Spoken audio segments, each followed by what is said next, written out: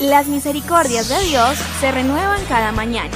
Su voluntad es buena, agradable y perfecta. Bienvenidos a una nueva emisión de Vidas con Propósito, para volver a vivir. Si algo de la Biblia no me gusta, el problema no está en la Biblia, el problema está en mí. Hola, muy buenos días, bienvenidos otra vez a Vidas con Propósito, para volver a vivir. Les saluda Oscar Plata. Hoy es el día de teología pura, pura teología, y continuamos con la serie Atributos Divinos. Compartiremos el octavo tema, la ira, Dios condena.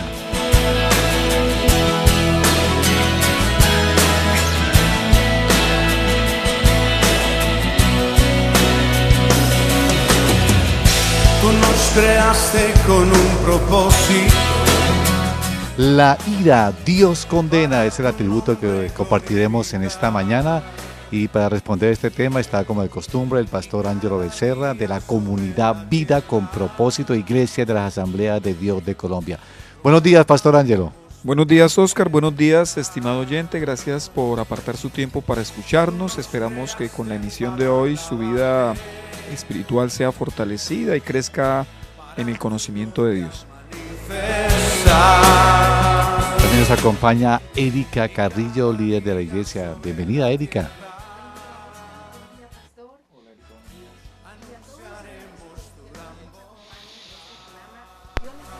Qué alegría tenerlos aquí con nosotros. Apreciado oyente, usted puede volver a escuchar el tema de hoy y todos los temas de esta serie a través de nuestro canal en YouTube, escribiendo en el buscador de la página Comunidad Vida con Propósito. Allí encontrará los diversos temas y series emitidas en este espacio y lo puede hacer en cualquier horario y compartirlo también a otros. Estás escuchando Vidas con Propósito, para volver a vivir. Pastor, este tema muy interesante sobre la ira de Dios, pero también a muchos les parecerá no muy atractivo, tal vez terrorífico, ya que hoy o actualmente muchos púlpitos están inundados de mensajes de prosperidad, de amor, del perdón, de milagros, entre otros temas, pero mensajes sobre este atributo es algo difícil de encontrar o de escuchar. ¿Qué opina al respecto? Bueno, permítame, le voy a contestar con un versículo de la Biblia, Deuteronomio 9:19. Dice de la siguiente manera, está hablando Moisés. Tuve verdadero miedo del enojo y de la ira del Señor, pues a tal grado se indignó contra ustedes que quiso destruirlos. Sin embargo, el Señor me escuchó una vez más. En este pasaje Moisés está recordando el episodio cuando por causa del becerro de oro el Señor por poco destruye a su pueblo Israel. Y quisiera que notara, estimado oyente, que Moisés, el gran hombre de Dios, el que ha hablado cara a cara con Dios, el que ha hecho grandes prodigios, él dice: tuve verdadero miedo del enojo y de la ira del Señor. Yo no sé de dónde han sacado algunos predicadores la idea de que a Dios no hay que tenerle miedo, ¿sí? Si Moisés tuvo miedo de un castigo que no iba a caer sobre él, ¿cuánto más deberíamos tener miedo nosotros ante la posibilidad que el castigo de Dios sí recaiga sobre nosotros? Así que por nuestro bien, por nuestro propio bien, es urgente que meditemos más profundamente sobre el atributo de la ira de Dios, que no nos olvidemos que eso hace parte de la esencia de Dios. El Dios de la Biblia también se aira, no es solamente amor, no es solamente bondadoso, no es solamente misericordioso, también le da ira. Pastor, ¿qué le puede decir a aquellos que ignoran la ira de Dios, pero aún más, qué le pueden decir a aquellos predicadores que se han olvidado de este tema? Bueno, Erika, vea, hablar sobre la ira de Dios no es que sea muy agradable y no es que sea muy popular. Sobre todo en una sociedad que rechaza la autoridad absoluta de la Biblia y también en una iglesia que ha sido mimada, que no le gusta, o más bien que no degusta toda la dieta espiritual del evangelio. A los predicadores yo les diría lo que dice MacArthur, el pastor John MacArthur. Él dice así: nunca suavice el evangelio. Si la verdad ofende, deje que ofenda. La gente ha estado viviendo toda su vida ofendiendo a Dios. Deje que se ofendan por un momento. A mí me parece que esa es la responsabilidad de un predicador. El predicador no se para detrás de un púlpito para ofender, pero inevitablemente la verdad que él expone, la verdad bíblica, ha de ofender a más de uno. Ahora, así como los niños caprichosos rechazan los alimentos que en verdad los nutren y les hacen fuertes, vea, son muchos los cristianos que no digieren las verdades confrontantes de la Escritura. A muchos les encanta oír, como decía Oscar en su pregunta, oír mensajes del perdón, del amor, de las bendiciones de Dios. Pero cuando el mensaje es confrontante, cuando el mensaje es duro, cuando el mensaje es cuestionador, entonces la receptividad en los oyentes cambia. Esto es un serio problema para el creyente, yo diría creyente entre comillas, pues muy acertadamente San Agustín decía lo siguiente: si crees lo que te gusta de la Biblia, pero rechazas lo que no te gusta, no crees en la Biblia, sino en ti. Y hay muchos creyentes que creen en ellos mismos y no creen lo que dice la Escritura. Pastor, ¿qué verdades podemos extraer del pasaje de Deuteronomio 9:19 citado por usted anteriormente? Volvámoslo a leer, dice así: tuve verdadero miedo del enojo y de la ira del Señor, pues a tal grado se indignó contra ustedes que quiso destruirlos. Sin embargo, el Señor me escuchó una vez más. Aquí hay tres verdades importantes que revela el Señor. Número 1, nos muestra este pasaje que Dios se aira por el pecado. Número 2, la ira de Dios produce miedo en quien lo respeta. Es interesante que los israelitas estaban ignorando la ira que se había desatado en el Señor, pero Moisés, que lo escuchó, él sí tuvo miedo. El que respeta a Dios no tiene miedo de la ira de Dios. Y número 3, la oración de humillación aplaca la ira de Dios. Pues el Señor se aplacó porque Moisés oró. Permítanme hablar sobre este atributo que algunos han usado en minimizarlo y otros han llegado al extremo de negarlo, decir que no, que Dios no se aira. Sea que usted lo crea o no, la ira de Dios y sus respectivas consecuencias son una verdad que inevitablemente a muchos los tomará por sorpresa una vez crucen el umbral de la muerte. Yo sé que hablar de la ira de Dios, y creo firmemente que hablar de la ira de Dios antes de recibirla, en últimas, pues es un mensaje de amor.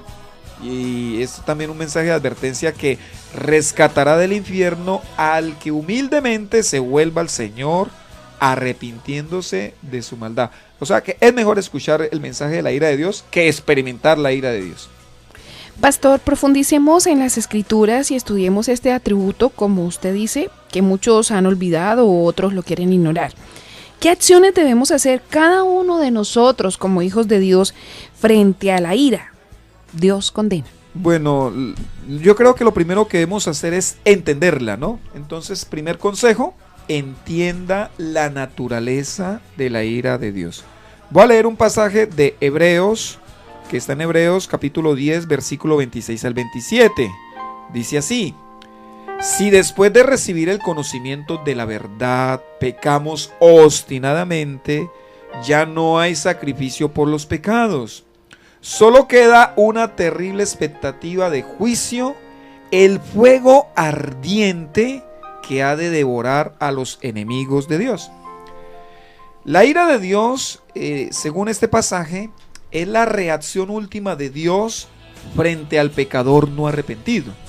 Es decir, antes de ejecutar su ira, Dios primeramente le ha extendido al pecador su paciencia, le extiende su misericordia, su gracia. Pero ante la negativa de recibir esos regalos, entonces Dios finalmente ejecuta su ira. ¿Cómo se define la ira de Dios? La ira de Dios quiere decir que Él detesta, escúcheme estimado oyente, Dios detesta intensamente todo pecado y por lo tanto lo va a condenar el pecado. Pero es importante anotar que esta ira en la que Dios devorará con fuego ardiente es desatada contra los enemigos de Dios, jamás contra sus hijos. Acá dice que Dios ha de devorar, el fuego ardiente devorará a los enemigos de Dios, no a los hijos de Dios. Pastor, en el Antiguo Testamento uno observa en varios pasajes y libros cómo Dios ardía en ira y ajusticiaba a sus enemigos. Pero algunos dicen que en el Nuevo Testamento esa ira de Dios no se vislumbra de la misma manera.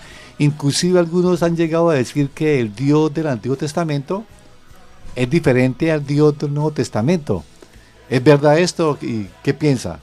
Mire, Oscar, y estimado oyente, la doctrina de la ira de Dios en la Biblia no está limitada al Antiguo Testamento como algunos han imaginado equivocadamente, como algunos lo han afirmado.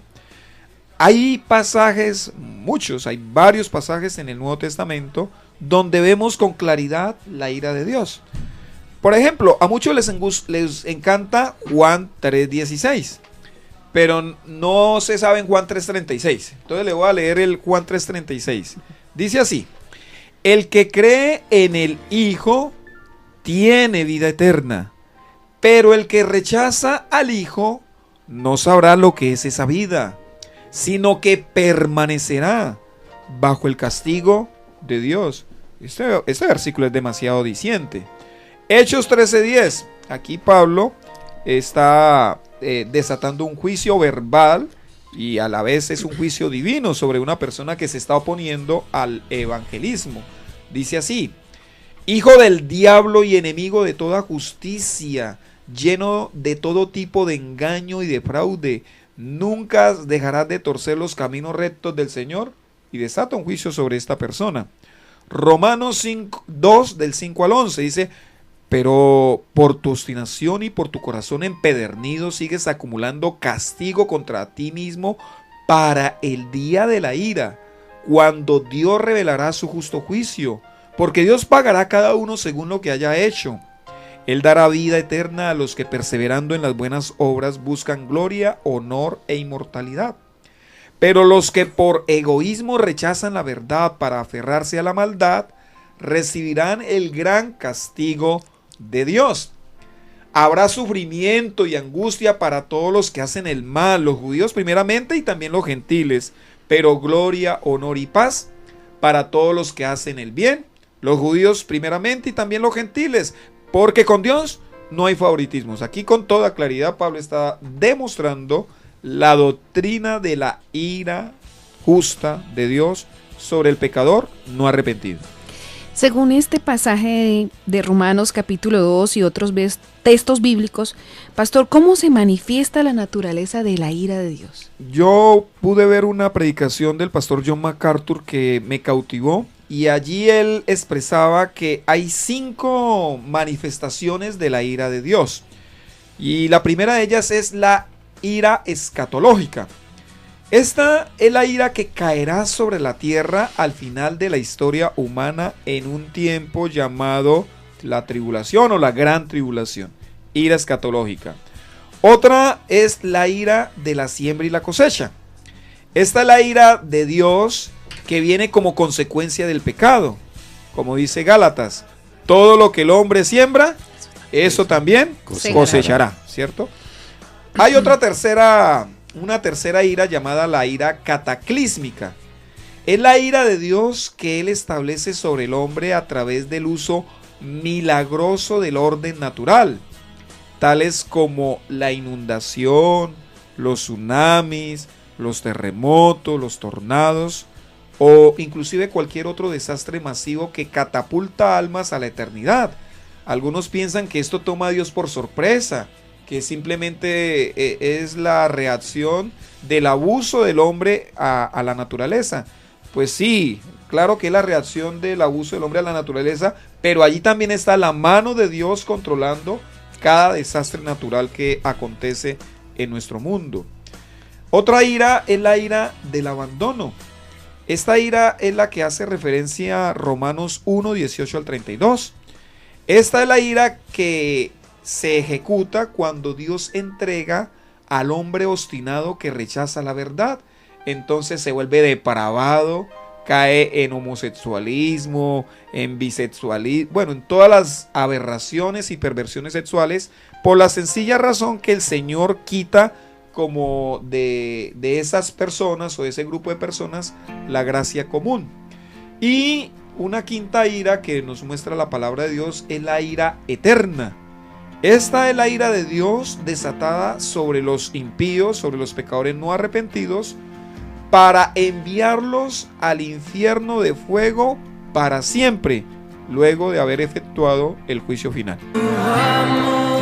Estamos en Vidas con Propósito en el dial 1020 AM y por internet a través de radioprimavera.com. Hoy con el tema La ira, Dios condena. Una primera acción frente a la ira de Dios es entender la naturaleza de la ira de Dios que vimos en el segmento anterior. Pastor, ¿cuál sería la segunda acción que nosotros como hijos de Dios debemos tener frente a la ira de Dios? Aparte de entender la ira de Dios, la naturaleza de la ira de Dios, lo segundo es evitarla, ¿cierto? Porque si yo sé que Dios sea ira, yo debo evitar esa ira.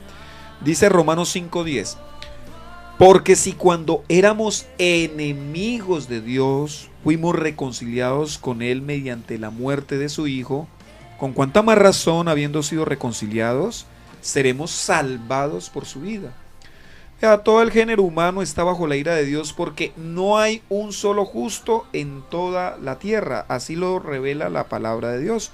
Romanos 3, voy a leer algunos versículos del 9 al 18, dice: ¿a qué conclusión llegamos? ¿Acaso los judíos somos mejores? De ninguna manera. Ya hemos demostrado que tanto los judíos como los gentiles están bajo el pecado. Así está escrito: no hay un solo justo, ni siquiera uno. No hay nadie que entienda, nadie que busque a Dios. Pablo es muy claro en decir que toda la gente está apartada de Dios, hace lo malo, le gusta hacer lo malo. Con esa descripción que hace Pablo, estimado oyente, ¿usted pretende justificarse delante de Dios? Miremos lo que él sigue diciendo. Voy a leer el versículo 19 y 20 del capítulo 3 de Romanos. Ahora bien, sabemos que todo lo que dice la ley lo dice a quienes están sujetos a ella, para que todo el mundo se calle la boca y quede convicto delante de Dios. Por tanto, nadie será justificado en presencia de Dios por hacer las obras que la ley exige. Más bien, mediante la ley cobramos conciencia del pecado. Pastor, ¿por qué nadie será justificado mediante las buenas obras? Porque nadie ha sido capaz de cumplir la ley, absolutamente nadie. La ley lo único que muestra es nuestra condición y el justo castigo que merecemos por quebrantar la ley. Esa es la función de la ley. Bueno, con todo lo expresado anteriormente, ¿hay alguna esperanza? ¿Podemos evitar la ira de Dios? Sí, claro que sí. Romanos 3, 21 al 26, en el mismo capítulo nos lo muestra. Dice Pablo: pero ahora sin la mediación de la ley se ha manifestado la justicia de Dios, de la que dan testimonio la ley y los profetas. Esta justicia de Dios llega mediante la fe en Jesucristo a todos los que creen.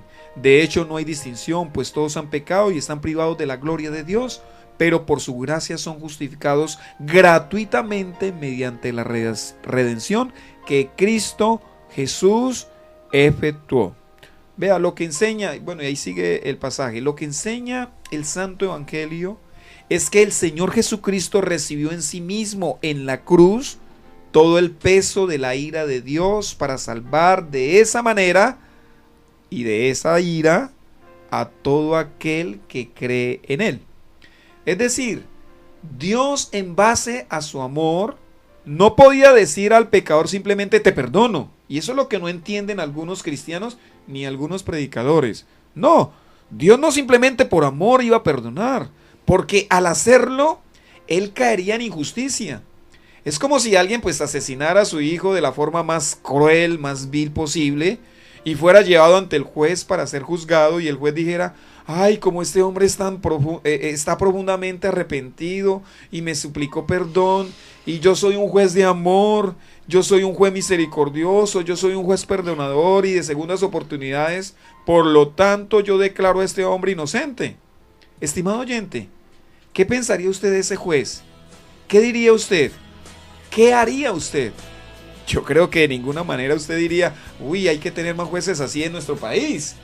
Yo creo que usted no diría: anhelo que condecoren a ese juez porque ha sido muy bueno. Ay, qué lindo el amor, que el amor triunfe sobre la justicia. No, ninguno de ustedes diría eso. ¿Cierto que nadie haría eso y nadie diría eso? Más bien usted apelaría a la Corte Suprema de Justicia, usted llamaría a todos los noticieros, a todos los diarios para que se publicara tan infame juicio. Usted haría todo lo que estuviera a su alcance para que se hiciera justicia. En este momento muchos oyentes y junto conmigo yo creo que nos estamos preguntando, pastor, ¿cómo Dios entonces me perdona? ¿Cómo nos perdona? Pues la única forma como Dios perdona al pecador arrepentido es a través de Jesucristo, porque efectivamente Jesús recibió el justo castigo del hombre pecador. Es por eso que Pablo más adelante en Romanos capítulo 8 dice lo siguiente: por lo tanto ya no hay ninguna condenación para los que están unidos a Cristo Jesús, pues por medio de él la ley del Espíritu de vida me ha liberado de la ley del pecado y de la muerte. En efecto, la ley no pudo liberarnos porque la naturaleza pecaminosa anuló su poder. Por eso Dios envió a su propio Hijo en condición semejante a nuestra condición de pecadores, para que se ofreciera en sacrificio por el pecado. Así condenó Dios al pecado en la naturaleza pecaminosa, a fin de que las justas demandas de la ley se cumplieran en nosotros, que no vivimos según la naturaleza pecaminosa, sino según el Espíritu. Así que, vea, el Hijo de Dios, el que ha sido perdonado no en base a su propia justicia, sino a la de Dios, no tiene que temer la ira futura de Dios, porque en Cristo y solo en Cristo Él está seguro, porque Cristo pagó por sus pecados. Pastor, pero ¿qué de aquellos hijos de Dios que viven en el pecado? ¿Qué de aquellos cristianos que se congregan pero sus vidas dejan mucho que decir? ¿Qué de aquellos que dicen que han sido perdonados pero sus acciones demuestran lo contrario?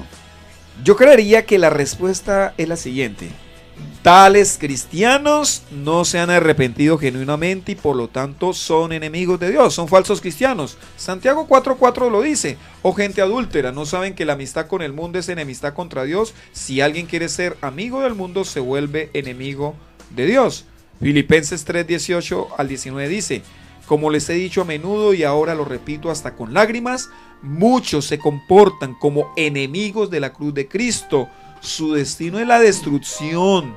Adoran al Dios de sus propios deseos y se enorgullecen de lo que es su vergüenza. Solo piensan en lo terrenal. Y Pablo aquí está denunciando a falsos cristianos que están dentro de la iglesia. Así que esos que viven en el pecado y que se revuelcan en el pecado, pero que van a la iglesia los domingos o que predican en un culto de domingo, pues sencillamente no son hijos de Dios, no son cristianos, son enemigos de Dios. Pastor, o sea que muchos pueden estar engañados pensando que son lo que no son realmente. Existe esa posibilidad, la Biblia nos lo muestra, y bueno, entonces si la Biblia nos lo muestra, debemos examinar nuestros corazones para que pues el Señor trabaje en ellos y realmente seamos transformados por el poder del Evangelio. Apreciado oyente, lo esperamos mañana con la segunda parte de este tema: la ira, Dios condena, dentro de la programación de Vidas con Propósito en esta franja de lunes a viernes de 7 a 7:30 de la mañana, así que no se la pierda. Y si desea comunicarse con nosotros, nos puede llamar al teléfono 310-212-4602, 310-212-4602. Gracias por escucharnos y les deseamos que pasen un día muy feliz.